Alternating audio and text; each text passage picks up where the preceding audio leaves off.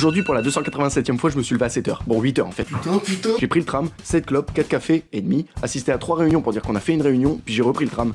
Et ça m'a fait penser à un truc tristement marrant. Pourquoi il est urgent d'arrêter le travail? Ok, tu fais ce sujet, je t'arrache les ongles avec les dents. Pourquoi il est urgent de repenser notre relation au travail?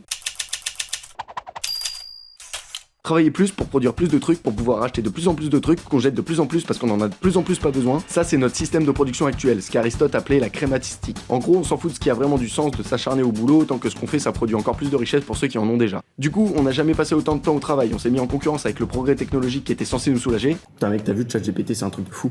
Ah, ChatGPT. ChatGPT, c'est 10 sujets par jour, t'en fais combien toi? Je vais retourner travailler moi. Et double peiné, ce même progrès a effacé les frontières entre travail et vie privée, grâce au télétravail. Parce qu'on croit naïvement qu'en n'allant pas au bureau, on ken la société capitaliste alors qu'on travaille jusqu'à 22h sur le canapé sans manger. Voilà mon gars, je fais des réunions les pieds dans le sable. Ils appellent ça les tracances. Mais tu travailles pendant tes vacances là? Ouais mon gars.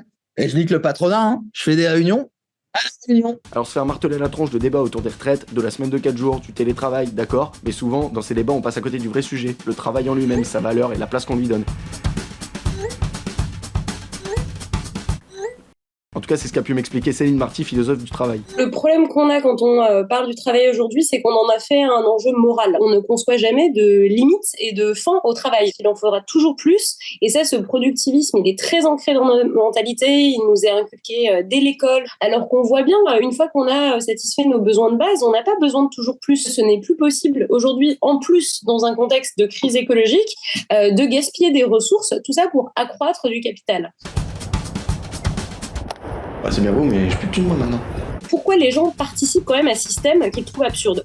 C'est parce que notre protection sociale, elle est fondée sur un emploi à temps plein et à vie. Avec un revenu universel, on aurait tous des discours très différents sur le travail. Tout l'enjeu, c'est de réfléchir à une autre organisation, une autre répartition des ressources que celle actuelle qui est fondée sur l'emploi à temps plein, à vie, etc. Du coup, c'est une évidence. Il faut reconsidérer la place du travail pour reprendre le contrôle de nos vies et notre liberté. Concrètement, ce serait viable de moins travailler pour gagner plus. Même que c'est Thierry Sucher, conférencier, qui me l'a dit. En gros, il m'a expliqué que si on baisse la durée de travail des salariés, mécaniquement, leur productivité augmente. On travaille moins, mais plus vite. En plus, si on travaille moins, l'entreprise est obligée d'embaucher plus de salariés si elle souhaite continuer à produire, et donc on fait baisser le chômage. Tout ça pour un coût égal à 0 pour le patron, parce que ce qu'il perd en salaire, il le gagne en productivité et en baisse des cotisations sociales, parce que le chômage a baissé. Allez, hop. Je suis désolé. J'y arrive. Bénéf pour notre liberté, nos conditions de vie, mais aussi pour le climat, parce qu'en diminuant la production des grosses industries, on baisserait les émissions de gaz à effet de serre et on sauverait la planète. La fin du travail donc, pas vraiment, mais en tout cas redonner du sens au travail et ne plus y perdre sa santé. Tiens Flo, aujourd'hui il n'y a qu'une feuille. T'es sérieux, hein? Pour en plus participer à la destruction de la planète. Le papier ça nous désordre.